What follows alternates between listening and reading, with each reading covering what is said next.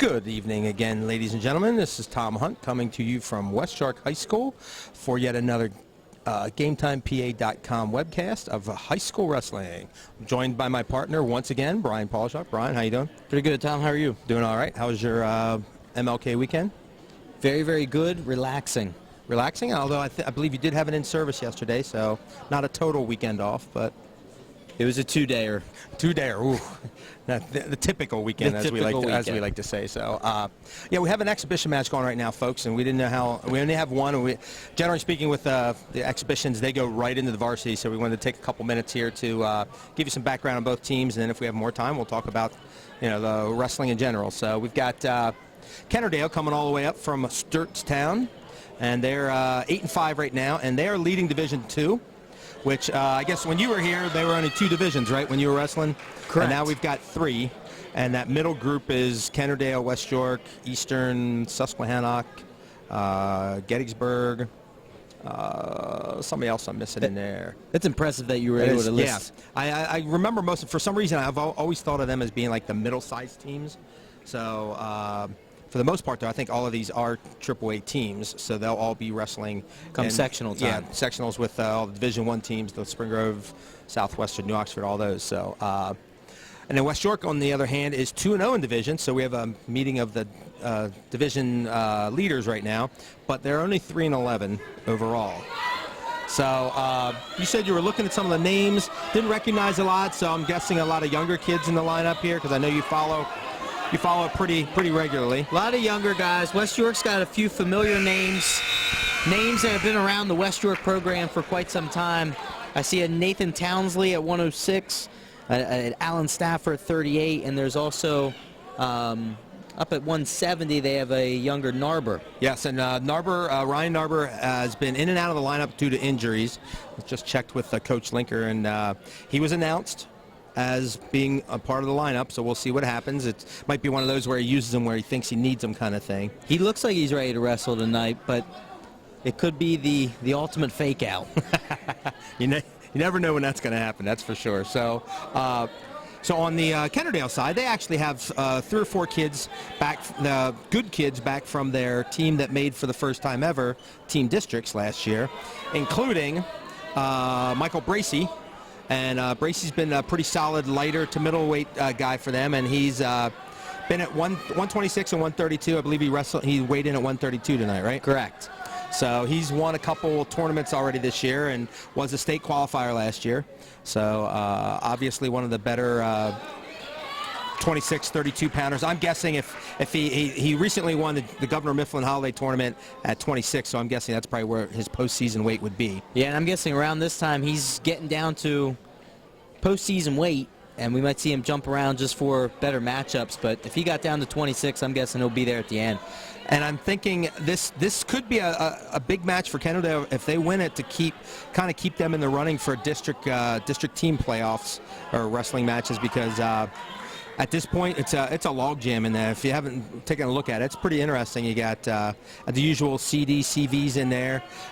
In Double A, Northern Lebanon's leading it, and you rarely see Northern Lebanon. They've gotten better steadily over the last few years. Now they're number 1, but Boiling Springs only has, I believe, six matches in right now.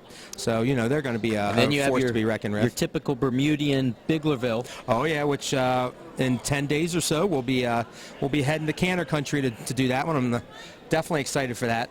Should be a really good matchup, and by now most of the young kids in both those lineups have been kind of a little bit through the meat grinders, so they're ready to go. The other really good lightweight that Kennard-Dale's going to have is Andrew Barnett. He's basically one weight class away. He's been one weight class away from Bracey all year. So between those 2 kids, you're looking at some pretty decent lightweights there. And Barnett also won his first tournament, the LaSalle High School tournament, called the Travis Mannion tournament, and that was back in December. So, and I'm guessing those 2 tangle in the wrestling room quite often. I would think. We talked about that before. Get those guys back to back. So, all right, folks, we're going to get to our first varsity match. So it's good we came on a little early here. So we got heavyweights coming out. Well, I'd still call them heavyweights. I know they're 285 pounders, but. And we're going to. On the mat for West York is Frank Veloz wrestling against Kennard-Dale's Tanner Harkins. So Tanner Harkins out for Kennard-Dale. And Frank Veloz, I believe she pronounced it. Frank Veloz out for West York.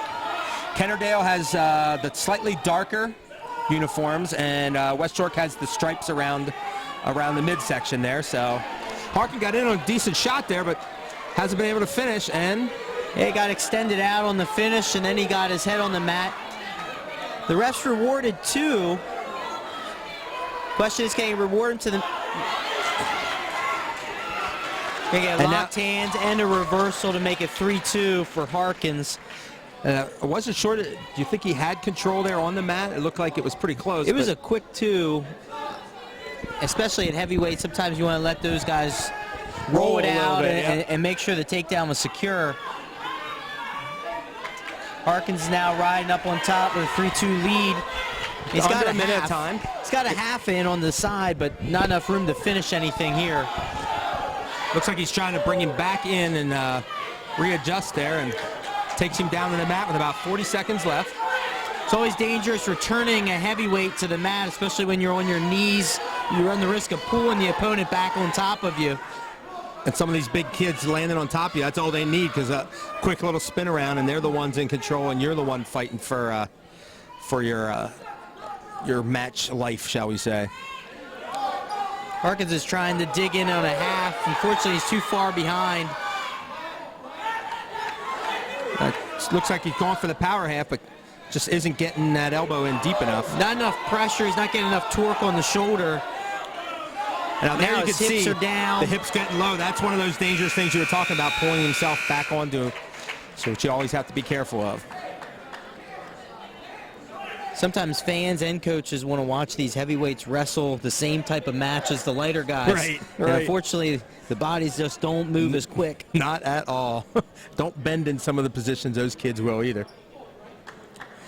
So West York had choice and deferred. And so Harkins takes down with a 3-2 lead heading into the second period. He's riding that ankle, looking for a cradle on the other side. Harkins doing a good job of staying extended. And he reverses him to his back. If he can fish that arm through, he might be able to finish him off here. Yeah, you can see right there, Harkins got all his weight on at least one of his feet. Veloz is trying to keep bellied out, but there Harkins is able to kind of get his weight up over that hip. He's fighting hard on bottom, but there's a lot of time. Minute 26 left in the second.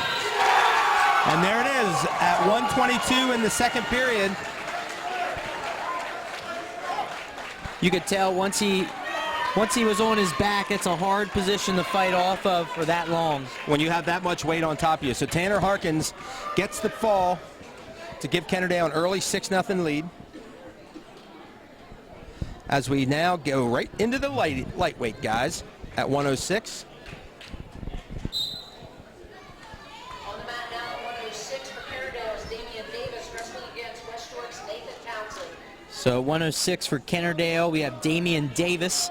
And for West York, we have Nathan Townsley at 106. And we're assuming that this Townsley is another one of the ones from Noah. Noah Townsley was the one who came through recently. They definitely resemble each other. Well, I mean, you'll say that wrestling tends to be a family sport, right? I mean, you come from a family of wrestlers, including Dad. That's right. It goes the whole way from top to bottom.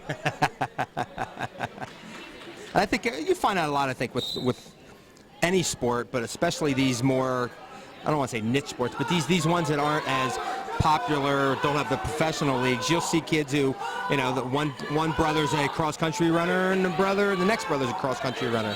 Well, wrestling requires a unique breed of an individual. No Sometimes doubt. that comes from the family raising you up through it. So true, so true. And there we got the Takedown. Davis got the reversal. Looked like Townsley's hips got a little low there. Yep, and it's 2-2 with a minute in the first. Townsley's bellied out on bottom. Davis looking for an arm drop.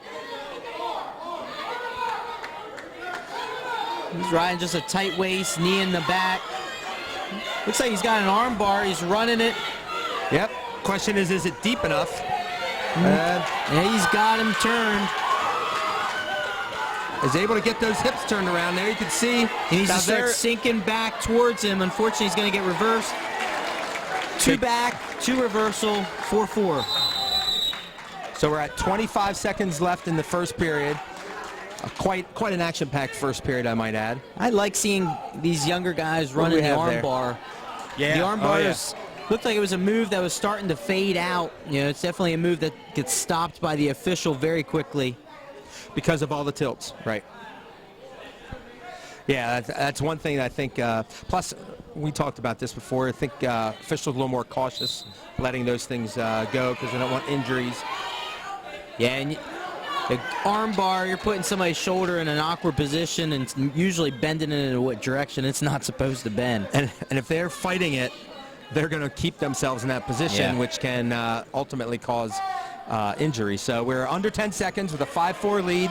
Townsley with a For nice Davis. takedown attempts, but he's going to run out of time He is on going the to finish. run out of time. Yep. So Davis has a 5-4 lead heading into the second period. He defers his first choice.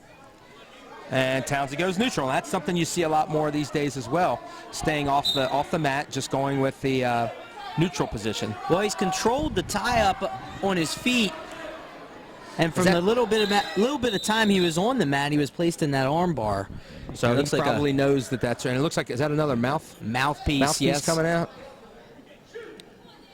Not sure I'd want to pick it up and put it right in my mouth. I might want to rinse that bad boy off a little bit. It builds the immunity to all sorts of skin all disease sorts and of fungus. skin disease and stuff, because that's what I want putting in my mouth right now, let me tell you. So we're in a neutral position, 140 left in the second period. Davis up 5-4. So this not only is this big for the team match, team results, but you also have to think in terms of seeding for sectionals. Yeah, sectional seating, especially you get some guys that are evenly matched like this, sometimes being on the right side of the bracket. And there you got Davis with a takedown. Looked like Townsley, to keep himself from getting in bad position, just gave up the 2 and went right to his belly. Yeah, and he's still in bad position. He's got that down lay hooked and trapped, which forces his hip down. And there he's got it out. He bellies out. Now he's going to start working back to his base. That's a costly takedown to give up when you choose neutral. Yep. You want to go on your feet, and then you give up a takedown. And then Davis if he feels comfortable, he can take down the third period. And he's right back in And that he's arm right back bar. in that. Yep, there it is. So obviously a strength, is that more of a strength thing? I mean, it takes a little more strength to do that at this when you got 106 pounders? It doesn't have to be. A lot of times it's And how there's- you set it up.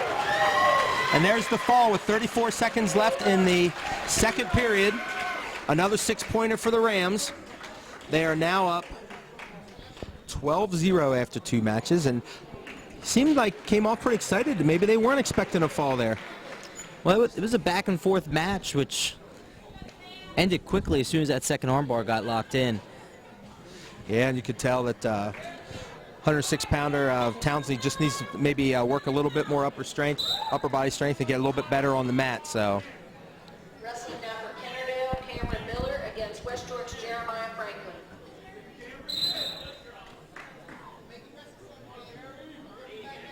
So we have Franklin for West York and Miller out for Kennard-Dale. And there you can see Miller looks like he's pretty aggressive. He drags his feet to get that takedown at the side. He's got a 2-0 lead, 12-0 lead for the duel for Kennard-Dale. He's got the near side so he's- trapped. He's going bar 2. Now he's got the wrist trapped underneath. Now he lets go, and now he's going to jump out to the side and try to finish it.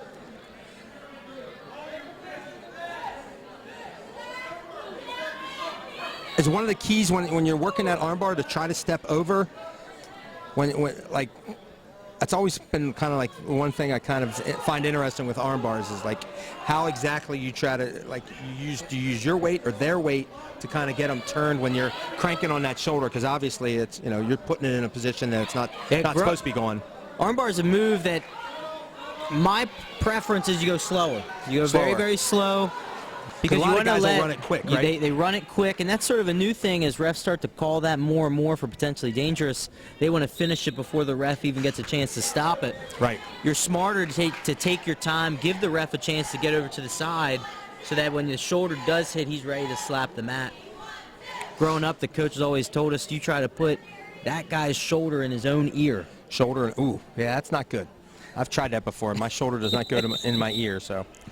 We got 50 seconds left in the first period of the 113-pound match, and we got a 4-0 lead for Cameron Miller from Kennard-Dale over Jeremiah Franklin. We're going to go on off the restart, and we have the second caution here. 2 on the bottom man, getting a little antsy on bottom, trying to get a quick start. Probably does not want to be on the mat too much, as he did fight position to get.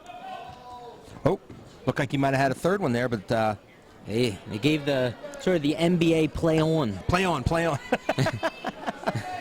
And there's He's is back that a bar to and a wrist now? He's got a bar and a wrist, and now from here he can run it, or he could also stack him up if he blocked the near side. Now he's letting go. Reaching for the wrist again. Now he can suck him backwards if he gets off his knees. He needs to circle And come on to this side of him. and actually go away from him, and that will actually pull that shoulder down. Now there it looked like he just pretty He much just grabbed his arm and bulldozed pulled right in, and just yeah. pulled him straight across. So he's rocked his weight back a little bit. Franklin's in trouble. He's got 5 seconds. This will be big to get out of the period with no more back. Oh, just beat that by about a second if he did. Looked like that second hand came around for close. 2. As time expires, Miller has a 4-0 lead over Franklin. If I'm coaching Kennard-Dale, I might start to wonder about that second hand that seemed to swipe. Seemed like the swipe was complete at the buzzer. So Franklin's going to be on top. We got Miller take down on his choice, and he is down. Quick switch, and he gets a reversal 3 seconds into the period. And now it looks like he's got the double arm bar. Double arm bars are tight. They're very, very hard to finish, though. And there you could see as soon as he stood up, he let go of it, knowing full well that would be a potentially dangerous situation. And he goes back to the arm bar. Here's where if he comes towards us and he circles around the opposite way, he can finish it much quicker, but he's going back to that double arm bar. Now he has it. He's getting his back points, but it looks like here he's going to try to sit through it. Now, is there a time to sit and time not to sit in that situation? Well, now that he's gone the whole way across, now you got to sit through and try to pull that far arm so that you can get the shoulders to go down to the mat. You always hear people do that right away, like sit, and some people say to do it, some not. Now you can see there's a good arch from Franklin, who's been on his back here for nearly 40 seconds. And this is the problem with the double arm bar. Sometimes it can be a very, very hard job to finish, but he does. And it looked like Franklin, in an effort to try to kind of keep his one shoulder up, pulled his legs up over the head and might have basically just flattened himself out. So with under 30 seconds left in the second period, Miller gets the fall, and that's 3 falls in a row for the Rams, as they are now up 18-0.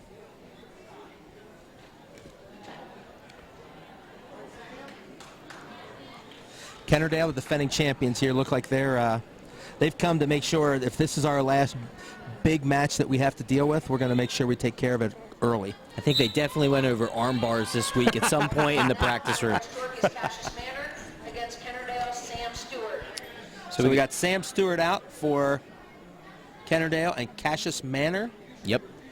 For West York. Manor's in on a single leg. He needs to rotate his head. Still in. And, nope. Now it looks like Manor or Stewart's in on the leg. They're going back and forth. I wanted to see Maynard come up and go right into that bear hug we don't see too often anymore, going upper body. Especially at this way.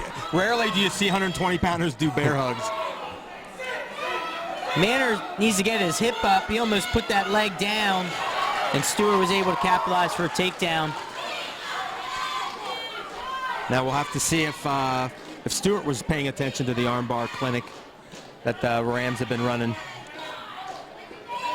Definitely two lanky kids here, so I don't think there's probably going to be much of a strength difference. Sometimes having those long arms on top, though, is better than being strong. You have all sorts of reach and advantages on your leverage. And it looks like he had another bar. And Manor slides out of bounds, knowing where he is. Good move to kind of get a restart with 39 seconds left in the first period, the 120-pound match. Got Sam Stewart up 2-0 over Cassius Manor. Kennard-Dale up 18-0 over West York. Stewart there, he starts on one side and then he transitions to the other side, chops the arm. It's always good on top, changing positions and changing sides, giving the bottom guy something to think about. And when they do that, you want them to be able to do the same moves on both sides, or is it one of those where you change it up, get him, kind of set him up to go back to your better side and then do what you were doing before? On top, I like to see you being able to do the same moves both sides. Both sides. On your feet, sometimes you can get away with having a shot to one side and a different shot to another. It's a little bit different on your feet because you're stepping and you're leading with your whole body. Right. Whereas with the mat, you're basically saying, I got to be able to score. Yes. If I can score from both sides, then in that case, that's going to be good for me. So at the end of the first period, we have Stewart up 2-0, and they're going to start in the neutral position. And I believe that was Manor's choice. I think he might have deferred. There he plows him right to his back. And there He's he got just to jam a half in. couldn't get it in quick enough. So he did get the takedown, and he got 2 back points there. Still has a deep half. He pulls him in. Steps over that leg, so you know he's comfortable with that move. Now he's getting high. He's in trouble for a reversal. We're in one wild scramble here. So there's 3 points for Manor to grab a 7-2 lead, but then the reversal makes it 7-4, and now we're right back with 1:15 left where we were for most of the first period. I love watching kids pull their opponent inbounds so that they can finish a move. And there he pulled him inbounds and picked him up and said, I'm going to take you to your back and get some points here. It looks like He's working got for a that bar. Got the bar again. And close to back. Here's where you might see him sit just to get those back points. The problem is when you sit, sometimes you lose control yourself, and that's what happened And there. there you can see that. Yep, his arm slipped out. He did get the 3 to make it 7-7 with 38 seconds left in the second period. This is a wild match so far. Gotta like this kind of stuff. There's nothing more fun than watching a wild match, whether it's a lot of scoring or not. Scrambles. I mean, anybody who's good in scrambles is gonna make the match significantly more interesting. So Stewart hasn't done much on the bottom here, or excuse me, Manor. So he better watch himself getting a late stall call here in the last 10 seconds of the match. So that could be key with a 7-7 tie going into the third period. And he's got 2 cautions already, so he has to be careful not to give up the caution point. Kennard-Dale's choice, and Stewart is going to take top. Takes top if he gets, maybe he decides to try to get the third caution to get the easy point. That would be the easiest route. I mean, it's risky, though. You ride, you're exerting a lot of energy to keep the guy down in a tied match. And now an escape wins it. And Manor's been up, that's twice now he's been up to his feet. Both guys look like they're starting to tire out a little bit. If you're coaching West York, you're telling your guy, do not start early. Right. Let him do what he needs to do and then go.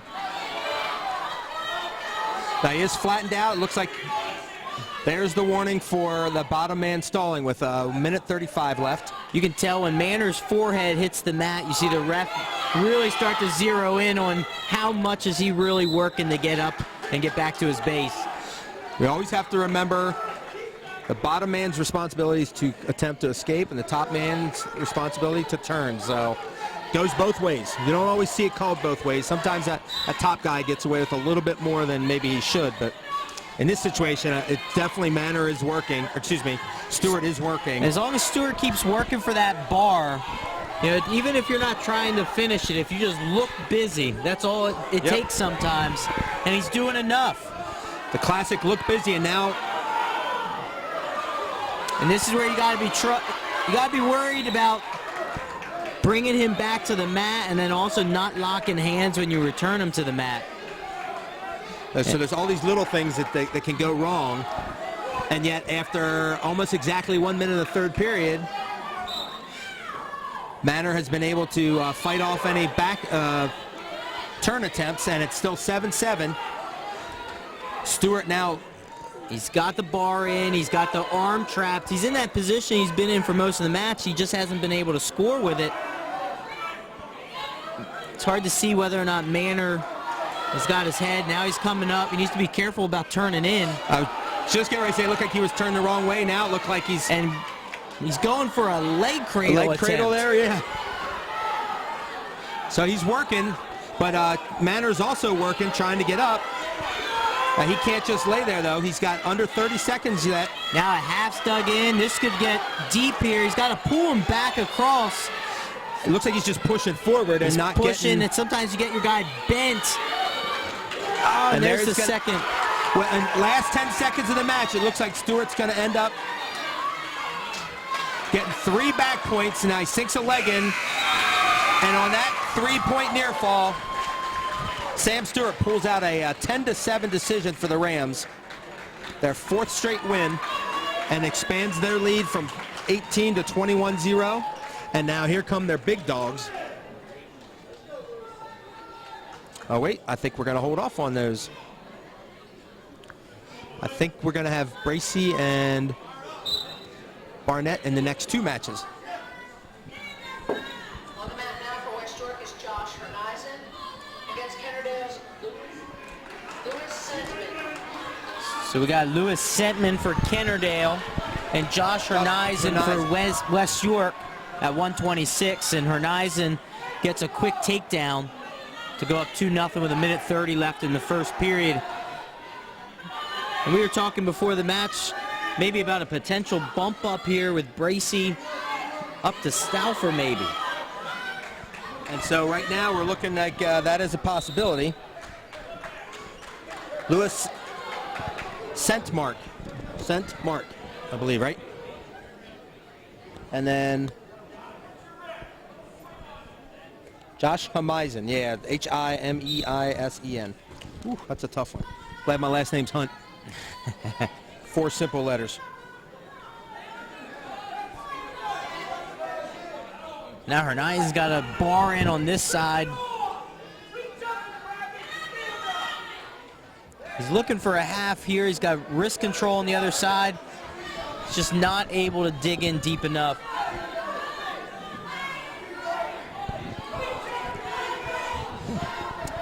So West York looking to get on the board, have a 2-0 lead from Josh Herneisen. Now he switches off, he's going crossface cradle. If he can run the head to that head leg, to knee, right? Yep. Head to knee. And there he's got it. Locked up. He got quick 2 back. Quick 2 there, but he has been quick. He's been consistent. He's been consistent with the quick call, so. There's some disgruntled yells coming from the Kennard-Dale bench. This one gets sunk in much deeper. And it looks like Herneisen is definitely, he's fighting, but there it is. At 12 seconds left of the first period of the 126-pound match, Josh Herneisen gets the Bulldogs on the board of the fall, making it 21-6. And now we're waiting to see who's coming out at West York. Or wait, Kennard-Dale wants to send, right? So here comes Barnett.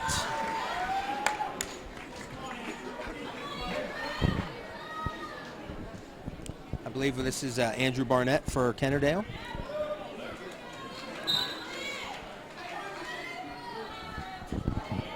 And he's in pretty quick. Still trying to get the West York wrestler here. I believe this might be Luke Stein for West York. Wrestling now for West York, Luke Stein. I believe I just heard a "Come on, Luke" from the stands. Now he's going for a tilt coming back here.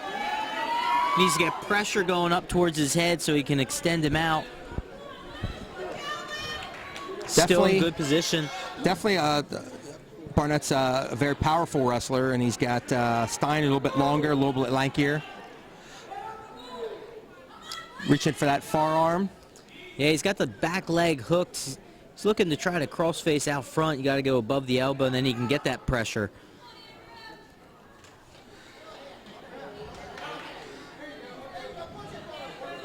And it looks like he just heard the Kennard-Dale staff punch that bar in, which means, of course, possible bar coming. Yeah, he's got it. Here's where you want to be careful when you start running that. And here's where you're talking before about going quick versus slow. Yep, taking your time, because a lot of times when you start running that fast, you get in this position here where you're too far over, and then you're forced to sit out to get those back points. And in this position, it's much harder to get the fall. Yes. You get the back points, and now you're kind of stuck here. So you either let go of it and try to go for... Now he let go. He's transitioning back to that head. So he'll take the 3, and he's now up. Barnett's up 5-0 over Luke Stein with 25 seconds left in the first period. Looking for more. Now he's got 2-on-1. He's got an opportunity to tilt here. And almost had our first tilt of the night. And he's still not out of the woods. He has that arm trapped. He could have went a second time. Looks like the length of Stein might be causing him, Barnett, a little bit of issue just maintaining control there. The old leverage, as we like to call it. So at the end of the first period of the 132-pound match, Barnett takes choice, and he is going to stay or take neutral. Kennard-Dale up 21-6 with Barnett and Bracey. They're two big guns coming up here, looking for points. Looks like a fireman's. Right to his back, and he is Stacked him up pretty tough there. That was a weird. It looked like he started the fireman's and then Yeah, he shot in on a... kind of head ducked under. He shot in on a single leg. Almost looked like he shot too far through. Found himself in a fireman's carry and then just happened to fall right into a fall. It locked up quick.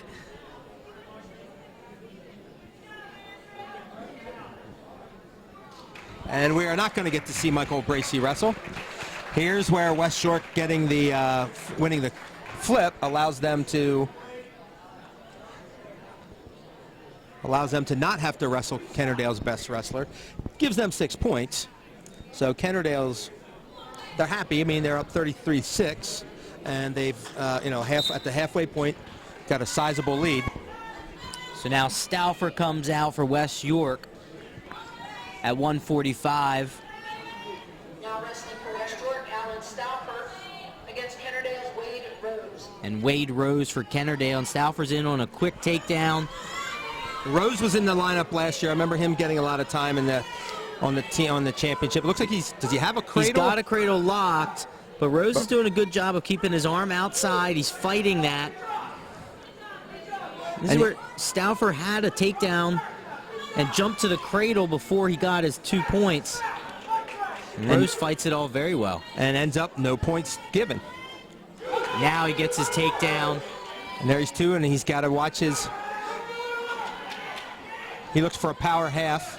Yeah, his legs the whole way across, and his hips are on the mat. It looks like a really bad position to try to pull something there because your hips are down, which means your weight's going to be a little low. Yeah, and you're pulling all upper body. And Rose there lifting his leg. He's got to get his inside arm in so he can cover Stauffer's hips. And a mean crossface. That's one that you a lot of times will see.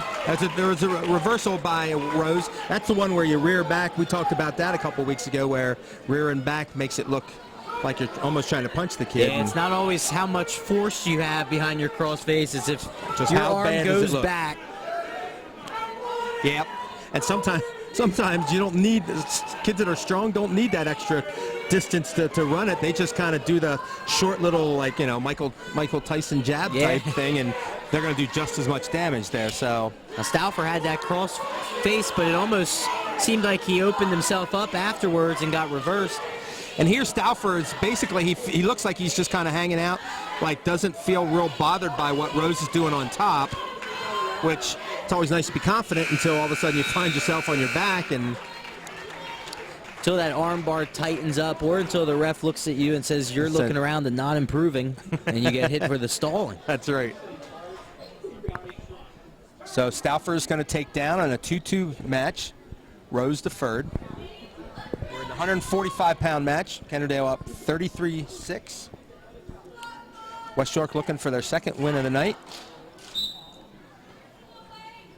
Looks like Rose went to the far leg there to break him down. Yeah, he's attacking the far knee and the far ankle to get him off his base. Now he's looking back for that arm bar. See, Stauffer does a good job of just maintaining that base. Now, if you're somebody getting ready to wrestle Kennard-Dale, do you feel like with all the bars they're running that you end up, okay, let's just prepare for that and work on stopping that? Because it seems like, I mean, obviously those kids know tilts and they know that kind of stuff, but would this be more of a scouting situation, or maybe they saw West York and said, hey, we can get bars on these guys? Well, it could be. I think a lot of times you're a team like Kennard-Dale and you're running these bars. It's something they've been running all year. Right. Now, if you're West York, it's something that you scout and you plan on how to defend it. You know, and I'm telling my guys when they're on bottom to keep their arms out front, keep them weight heavy so that they're not easily being sucked back. And we see a lot of these West York wrestlers are getting into these bars when they're reaching back or they're staying on their belly. And here Stauffer is seated, trying to get hand control. He's fighting inside position.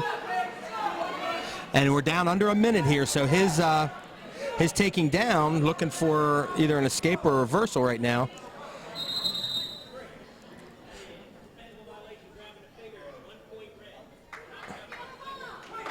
So he grabbed, technical violation, grabbing fingers. He said one finger, so the rule is you must have at least three, I believe. Three it is, I believe. Yeah, that's what I was thinking. At first, I almost thought it was going to be a singlet grab. Don't bring any of those up. Yeah, we've seen some bad ones of those in the past. So off the restart, 45 seconds left of the second period. Still 3-2. Rose is up. See, now you bring up this point. He goes down to get his escape, and now because of that last call, he ends up giving up a point, and so he's still on bottom. And still isn't out as Rose is putting together a pretty good ride here, and it's now under 30 seconds. He's back in his same position. Here's where you really on bottom. You need to fight hands, and you need to get your heels dug in. Looks like Stauffer's almost waiting for Rose to do something so he can react to it. And all Rose is doing is keeping a tight waist. Rose is definitely staying busy on top. And we're going to go to the second period, or the final period, I mean. And Rose is going to take down, leading 3-2.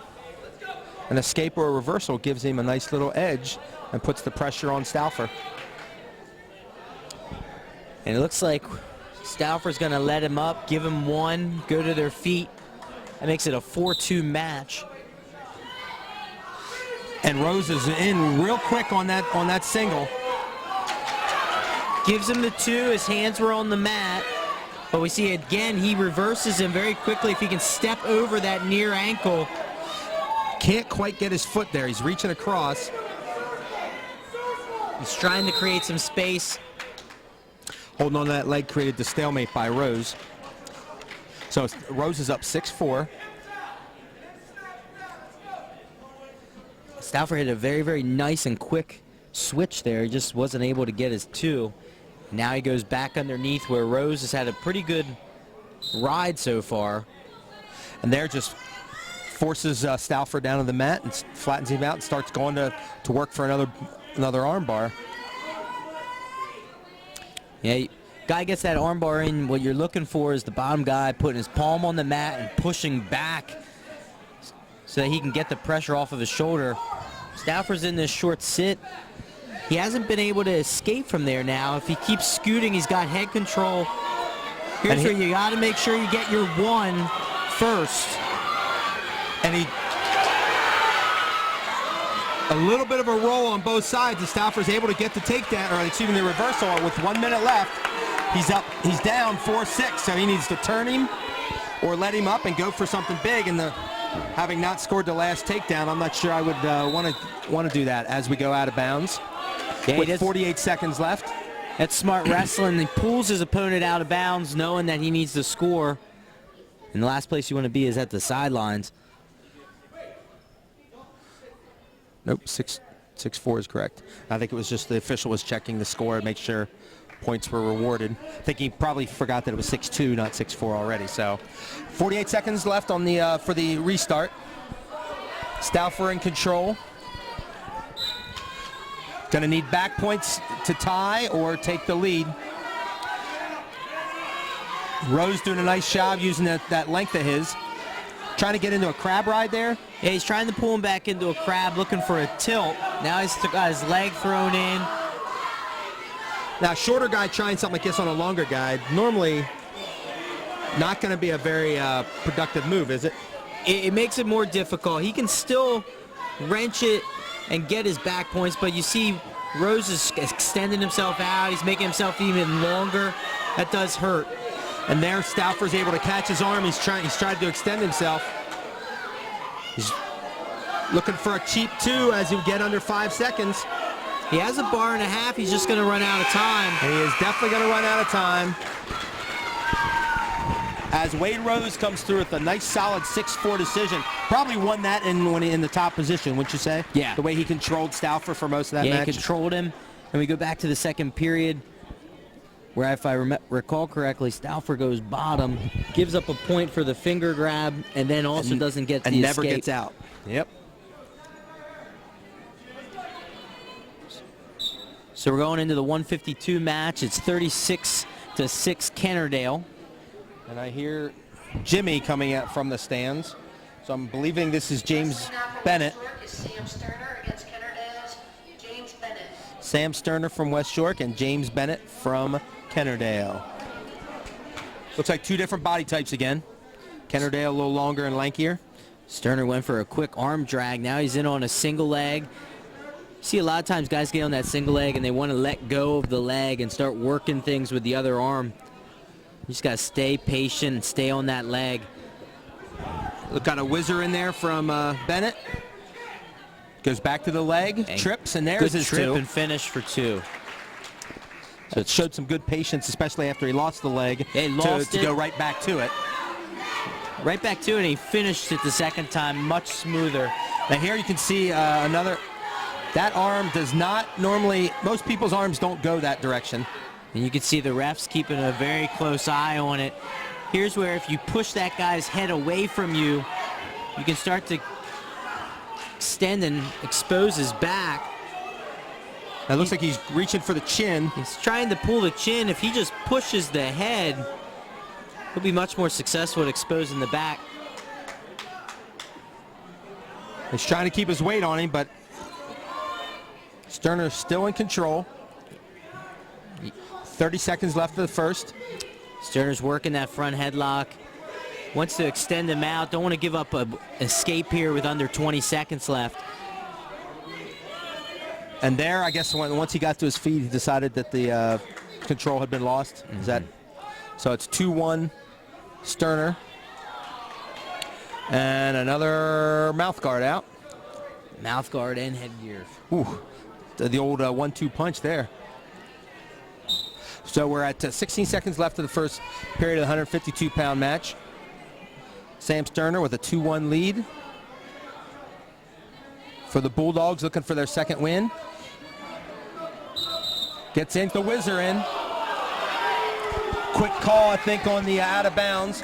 Maybe anticipating, it looked like the momentum was going to carry him out of bounds, and all of a sudden they just stopped and happened to stop half inside. So it's hard to tell if his knee touched out of bounds, and then he came back in. which if we talked about before, you go to the college rule, you just need one toe in. That's all you need. The question is, do you go college on top and allow riding time? Do you like that? Ooh, no, I think the inconsistency on calling the stall, I just have to say I'm okay with the 1 foot in, but stay away from riding time, because I see a lot of riding time in college. Just looks like they're hanging on, having a good time. Riding is literally what he's doing. He's not trying to turn him in any way. Well, the mentality changes from top guy, you're working for a turn, to you are riding. You are riding out. You're trying to get that point, which I will say it's one thing I like about watching Penn State, because they preach so much go, go, go that you don't see a lot of guys just riding. They get the riding point, but it's more like we've been in control and we've been mashing your face in the mat for 7 minutes here, so we're gonna take an extra point for our efforts. Sanders has built a machine up there at State College. It's crazy, isn't it? Absolutely crazy. With Mark Hall on his way. That guy is he's gonna be so good there. Oh, now we got to look a 2-on-1 tilt. He couldn't hold it for the 2. Got the 1 count. Couldn't hold it. You see a lot of younger wrestlers, they give up on that after the first one, and sometimes you roll through a second time. And Central Dauphin's really good at it. You roll through a second time, it gets tighter the second time through. And that second time is when you end up getting your points then. And he's still holding it. Now here's where you want to see him roll through a second time. Second time, right. Because he's able to get that first one. If he gets the second one, he's able to tighten it up a little bit more. And big thing with that tilt is when you roll just off to the side, you'll see the guy roll through. You want to roll forward and drive with your legs up through that guy's shoulder. You see the guys that are good at tilts, it's all in their legs. It's not upper body, it's their leg drive. Now there it looked like Sterner was trying to, I almost had him in the same position, but I guess the arm was kind of going up towards the head a little more, so we stopped that for potentially dangerous. At 39 seconds left the second period, still 2-1. Sam Sterner from West York, been in control this whole time. Looking for another tilt or arm bar here. Yep, I think York County can be proud of Jordan Conaway finishing out a great career up there at Penn State as a starter again this year at 33, and hopefully another All-American, which isn't too bad, going walk-on, or I guess preferred walk-on. Hey, you know, Liberty doesn't have a program. Why don't you come up and join us? It's a 2-time All-Americans. A nice story for a nice kid. Well, he's a hard worker, and you can tell the matches he's winning, he is outworking his opponent, and I'm sure he's continued that in the practice room. And when you have guys like Nico Megaludis to be working against, you know you're going to be working the whole time. So we go to the third period with Sterner up 2-1. He takes down. Bennett's trying to keep him, drops down to a leg, and here's where, again, we have to look for the possible stall. He's got to try to trip him. Good balance on Sterner. Good balance. I'm waiting for him to go Kerry Colott backflip here. Illegal, though, isn't it anymore? Yes, but it's worth the style points. Definitely, yeah, I mean, I just give him a team point just for that. And folks, if you don't know what we're talking about, just YouTube Kerry Colott backflip. It is a thing of beauty, let me tell you. So we got a 2-1 lead still for Sterner, trying to come up off the bottom. I think Chris Bond from Boiling Springs did one as well. I don't know if they got it on tape, but I remember him doing one and didn't quite execute it as well as Colott, but it was still pretty good. So there Sterner gets his rolling escape as he goes out of bounds to extend his lead to 3-1. He's got the lone takedown in this match, so I'll be curious to see it. He does go back to the... He attacked the same leg as earlier, just too far away. Now he goes in and locks. Looking for an upper body throw there. He needs to be careful there. He's in trouble. But he's able to roll through. Does give up the 2 to make it 3-3 with 53 seconds left. So Bennett now at 3-3 with 48 seconds left. Sterner in the same position he started this period in. 1 point escape wins it for him. And here's where, if you're Bennett, you have to be mindful of the clock. You don't want to give up escape at the end. And now he's got first caution, so we're not in penalty point territory yet. Oh, and coach tells him to go neutral. 48 seconds left. He's down 4-3. They each have a takedown. It's almost like after that caution, he just said, not risking this anymore. Let's just give it to him and go from there. See if Sterner attacks that same outside single. He's gone to it a couple times already. Now Sterner does not have a stall warning, correct? No. So he can pretty much circle in the middle and see what Bennett can do, because he scored off of Sterner's last shot, and there he pushed the head down. Here's where you got to get off your knees, because it's hard to earn a stall call from your knees, even though it does appear that Sterner is backing up. 10 seconds left, 4-3, Sterner's got the lead. There's a second almost takedown attempt by Bennett. And it looks like Sterner's going to hold on for that 4-3 win to get West York their second win of the night. So after 9 matches, Kennard-Dale has a 36-9 lead. As we have... Looks like Jacob Rose for Kennard-Dale, I believe 160. So. On the mat now for West York, Nathan Gardner. And Nathan Gardner for West York. And Nathan Gardner puts him right to his back. No takedown given yet. There's 2. Gardner goes up 2-0, gives up an escape. That's like a lot of action for 18 seconds.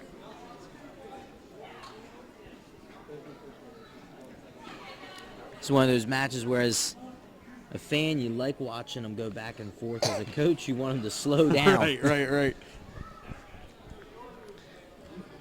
And nice arm drag, gets to that outside single. Gardner needs to improve his position. Gardner still up 2-1. Nice, Looks like comes he's up to gonna a take him down. takedown to his back. Oh, planted him on that shoulder. That's where you oftentimes see the collarbone. And Yep. Looked like it. It looked like his head, shoulder kind of hit simultaneously there.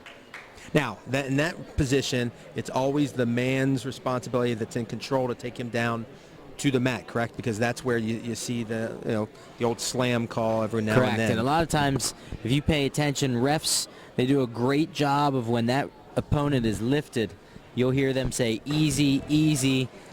A little bit of preventative refereeing, reminding him, hey, remember, it's your responsibility. And looks like he's all right.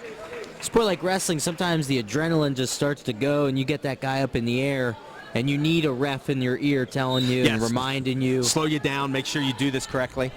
So he lets Rose up again. Gardner's got a 4-2 lead with just about 1 minute left in the first period of the 160-pound match. They're fighting for hand control, hand fighting. Gardner's got a nice arm drag. He's used it a couple of times to get to this outside single. He doesn't. And here's where you want to see him stay on that leg. It looked like he kind of rushed that a little bit, maybe on the edge. And it's so tempting. That guy's head starts to lower, and you think you can throw a cradle there. And it's difficult to throw a cradle on somebody when they're standing up. 37 seconds left in the first, and there's a good shot by Rose. Gardner trying to fight it off. This guy started attacking that far ankle. He's switching off to a double. And there he finishes it for the tying takedown at 4-4 with 22 seconds left. Near the edge. I'm gonna say armbar. Think we'll see an armbar? It's possible. They're on the edge with under 10. They're gonna go out of bounds. Gardner's got 6 seconds maybe to get that escape and take a 1-point lead into the second period of the 160-pound match. Yeah, I'm looking for him off the whistle, drop back to that ankle. All you're trying to do is ride him out. And he is going to belly him out and get him all that work. Kennard-Dale's choice. He defers, and Gardner's going to take down all that 2 minutes, and it's a 4-4 tie. But good action for 4 minutes, or 4-4, excuse me. I'm guessing we'll see a little bit of a slowdown here in the second and third periods once that adrenaline wears off a little bit. And if the match stays on the mat, we haven't had this match stay on the mat for that long. They've been taking each other down and getting quick escapes to go back up to their feet. And there Gardner almost basically pulled him off his back onto Rose's own back, and he gets the escape to take a 5-4 lead. See a freestyle arm spin there. He gets his 2, and now he's looking for back. It just overpowered him, looked like a crossface, drove him back onto his back. Rose is able to get his hips out around, and he gives up the 3, so he's now down 10-4 with the takedown, or the takedown and the 3-point near fall, 5-point near fall. Gardner's looking for a cradle here. Needs to start running that head to that knee. Rose it looks like he's just basing out. Yep, he's strong enough. Looks like, does he have it hooked up? If he does, his lock's too far back. You lock up next to that guy's leg, and it's going to be very, very hard to keep the lock when you roll through. It looked like slowly there Gardner's been working the knee closer and closer to the head. He's got 38 seconds. The second, he's going to roll him. Rolling him through, which is risky. Rolled through, and looks like, yep, Rose was able to break that, and Gardner's now going. A lot of times when you roll through, it's hard to stay locked as you go the whole way through. So if you don't put him on his back, there's a good chance you're going to break that lock. He's got to work up. And he's going to let him go with 13 seconds left rather than get the stall call, which might be a good ploy later on when you got a 10-4 lead, now 10-5. As we're getting ready to head to the third period, and there's period 2. Rose is going to take down, and then going to give him the escape right away. I have to say that's one of the things I like now that they do more often is just give them the escape, let them go, let them have to get down on the ground. Although I like the guys that'll let the guy get down on the ground, get set, and then they go, okay, I'll give it to you now. So then they have to get down. So then they can shove them. Yep. It's all about that shove. All that shove. I want to get you away from me so you can't reach around and grab my leg. Mind games. 10-6, Gardner's got the lead, looking for West York's second win in a row. See, this is where Rose needs to be careful. Gardner's hit a couple arm drags, and he's just reaching out. He's tying up wrists, but when that guy has a nice arm drag and you're playing with those wrists, you sometimes walk right into that guy's shot, and it's happened a couple of times. So is that something you want to, as Rose in that situation, you want to try to keep your wrists back, like keep your wrists away from him? And, well, you have to control his hands, and a lot of times slow him down. Yes, and you want to work into a tie and close that gap because he hasn't been able to win that hand fighting. Here's it on a nice takedown. Gets his 2 to make it 10-8 with 53 seconds left. Now the question is, can he turn him? Or Gardner with no stall calls. Can he stay off his back for the next 40 seconds? There he's trying to reach out, keep the arms away so he can't be barred. He's extending himself out. So he tries a half. Gardner coming up to his base. And here he needs to work up. He's going to run the risk of getting hit for stalling. And for Gardner, that was just a matter of standing there wasting time because Rose wasn't going to come up. And there is the point. I believe we did have Rose had a stall call in the second period when he was on top, and now he gets another one on top. So Gardner now up 11-8 with 18 seconds left in the match. It was okay. It was only so the first. That was the first one. I thought I saw a stall warning, but maybe it was a caution. That might be why he wanted him out of the referee's position. So under 15. Short time. I'm expecting to see Gardner belly out and coast here to the end. And you think Rose at this point might want to get out to the side and try something, or come the whole way out front and try to throw a headlock. Throw a headlock in there. Yep. But to no avail, as Nathan Gardner pulls out a 10-8 decision for the Bulldogs, their second win in a row. Now making it 36-12. And coming out for West York, I believe. Are we going to have a forfeit for West York? And it looks like we're going to have a second forfeit here, giving up 6 and then another Narber. 6 to Narber. And just like that, we see we're down to 2 more matches already. And it's 36-24 Kennard-Dale. 36-24. Basically 2 pins for West York is the only way they're going to do anything, and that would just tie it. Then it's a matter of, here we go to number of bouts 1. And then let's just not worry about a tiebreaker thing, because if we get that could take a while. Yeah.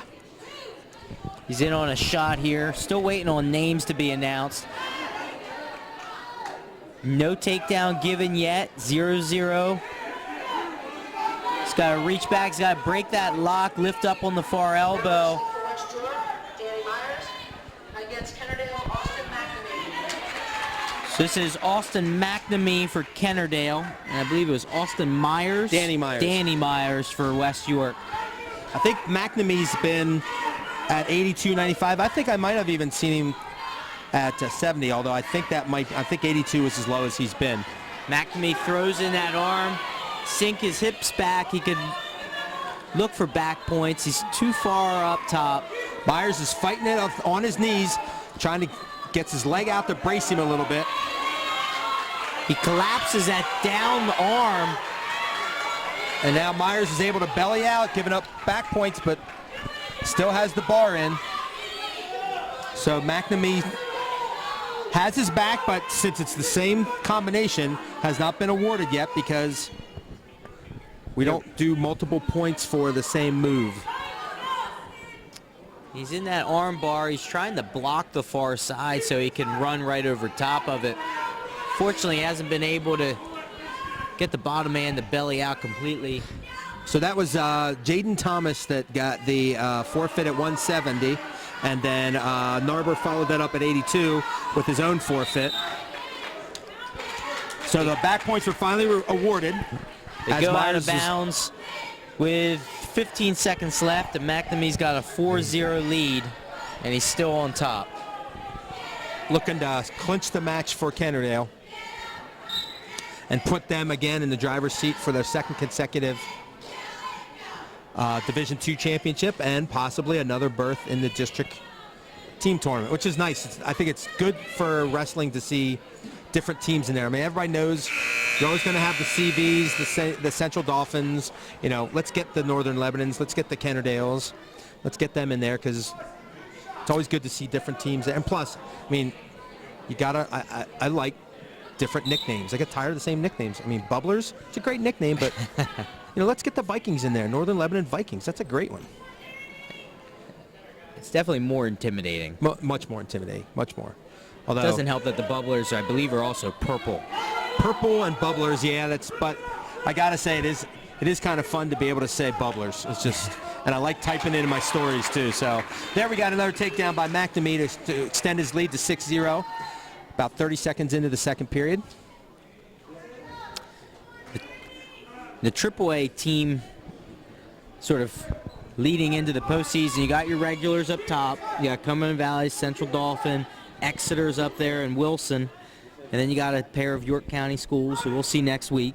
And then from there, you see it jams up. There's a lot of teams in there.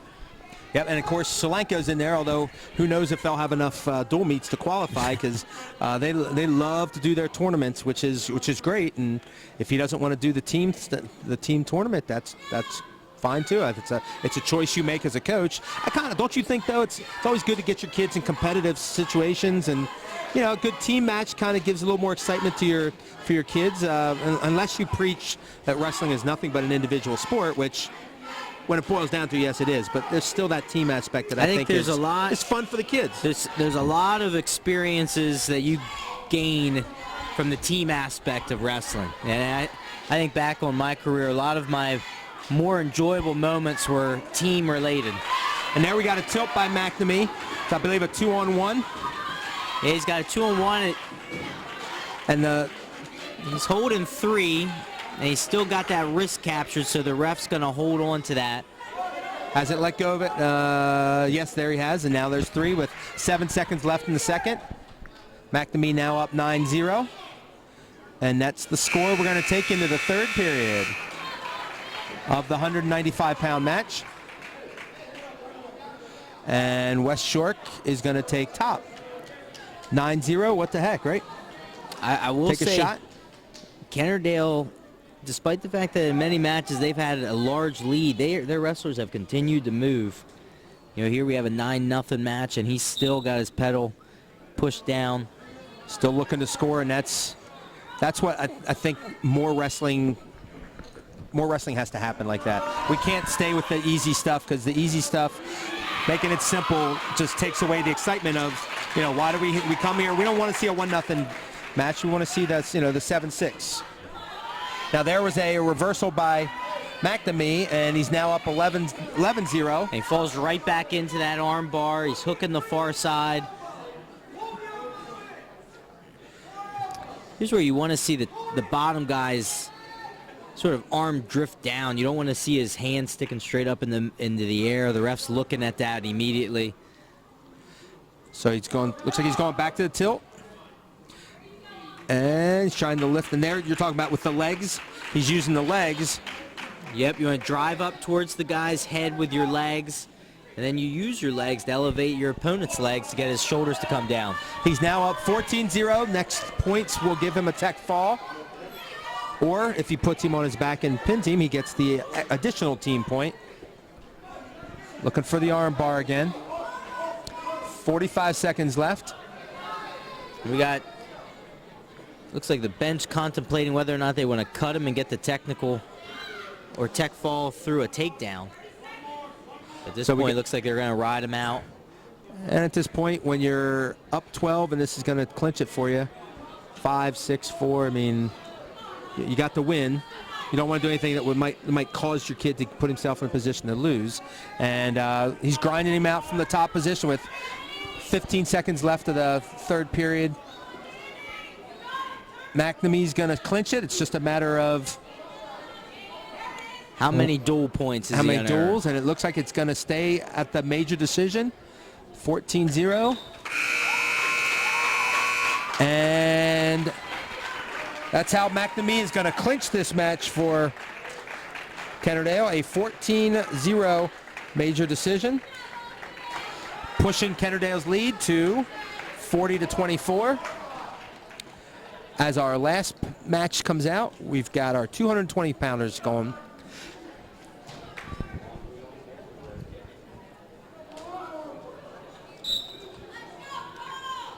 And our final match this evening for West York, Paul Boisier against Kennard-Dale's Mark Partee. Mark Partee for Kennard-Dale, and West York's Paul Boisier. Partee gets an early takedown. Looked like he almost was going to score some back points there, but they were able to go out of bounds. So Boisier with the 2 points, who definitely is shorter, but looks just... Oh, Boisier there tried to step over when he had Partee down. Now he's got the reversal. It looked like once he had that leg in there, he got his reversal. Partee looking to turn Boisier. Boisier trying to get back up to his feet. We see this roll. You see this a lot in those upper weights. And there he jumps out there. You saw Boisier tried to jump out to the side and try to push him over, but Partee was able to flatten out there and just give up the reversal. So with 1 minute gone in the first period of the 220-pound match, West York's Paul Boisier's got a 4-2 lead. Looking for more. Partee stands up. Right into a double leg attempt, but he lets go. go. A throw coming, and there it is. To his back. Partee gets the reversal to his back. Boisier trying to fight it. He's got the leg out. You could see Partee, he was looking for that one.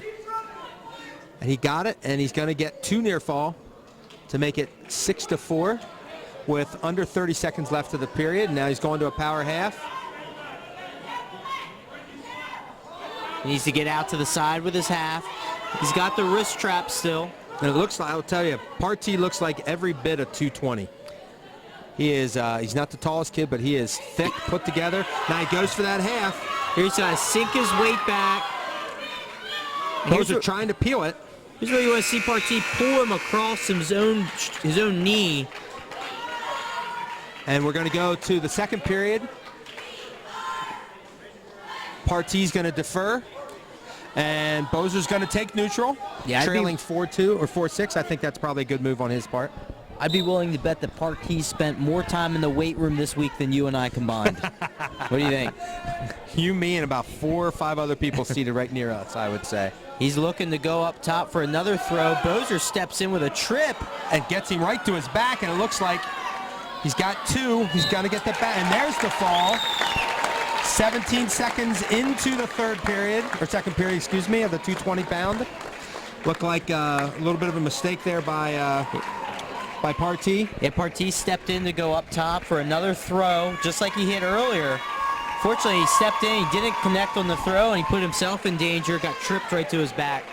And that there was you'll see that a lot when in those bigger weights, that trip right to the back. And at that point, you got Bozer on top at 220. You know it's going to be hard to fight off. And he really didn't give him a chance to fight either. No. Bozer was able to keep his body pretty much weight right on top of him and was able to get the fall. Yeah, he went for a quick finish, and he finished it very, very tight. And he got all of his weight up top.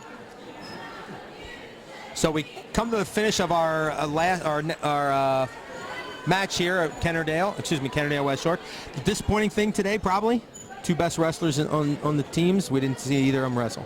Correct, and you oftentimes you see that happen when it comes to trying to get a dual match strategy set up.